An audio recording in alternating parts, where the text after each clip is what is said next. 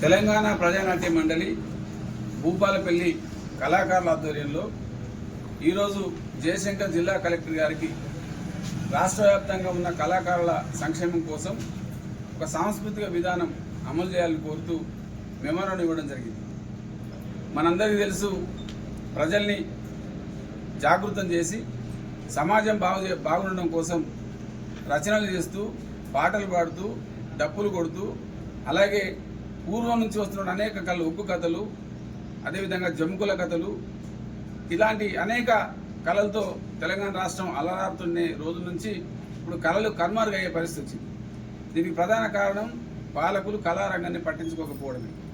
అందువల్ల కళల్ని రక్షించుకోవాలంటే, సమాజం బాగుండాలని కోరుకోవాలంటే రాష్ట్రాన్ని దేశాన్ని పరిపాలిస్తున్న పాలకులు కళారంగం మీద దృష్టి పెట్టడమే కాకుండా దేశ ప్రజల కోసం, దేశ సౌభాగ్యం కోసం, దేశం క్రమశిక్షణయుతంగా నడవడం కోసం తమ గొంతుల్ని, తమ కళల్ని ఎక్కుపెట్టి ప్రదర్శనిస్తున్నటువంటి, అదేవిధంగా ప్రజల్ని ఎప్పటికప్పుడు మేల్కొల్పుతున్నటువంటి కళాకారుల పట్ల జాగ్రత్తగా వివరిస్తూ వాళ్ళ సంక్షేమం కోసం పనిచేయాలి.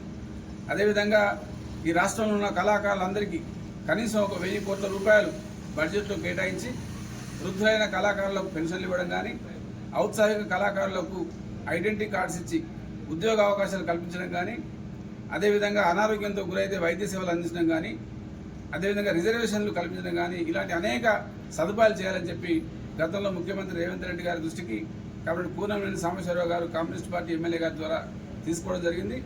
మొన్న హైదరాబాద్లో జరిగినటువంటి అనేక రంగాల కళాకారుల సమావేశంలో కూడా ఈ విషయాన్ని రాష్ట్రంలో అభ్యుదయ రచయితల సంఘము, కళాకారుల సంఘాలందరూ కూర్చొని మాట్లాడుకోవడం జరిగింది.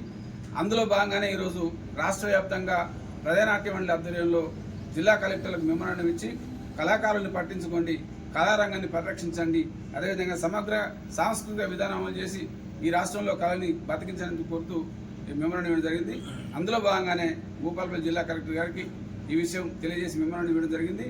ప్రభుత్వానికి ఈ మెమోరాండం పంపించి తగిన నిర్ణయం తీసుకునే దాంట్లో భాగస్వామ్యం చెప్పి కలెక్టర్ గారికి హామీ ఇచ్చారు. కాబట్టి కలెక్టర్ గారికి ధన్యవాదాలు తెలియజేస్తూ తెలంగాణ ప్రజానాట్య మండలి ఆధ్వర్యంలో జయశంకర్ జిల్లాలో ఉన్న అనేక గ్రామాల్లో, పట్టణాల్లో ఉన్న మన కళాకారులకు విజ్ఞప్తి చేస్తున్నాం.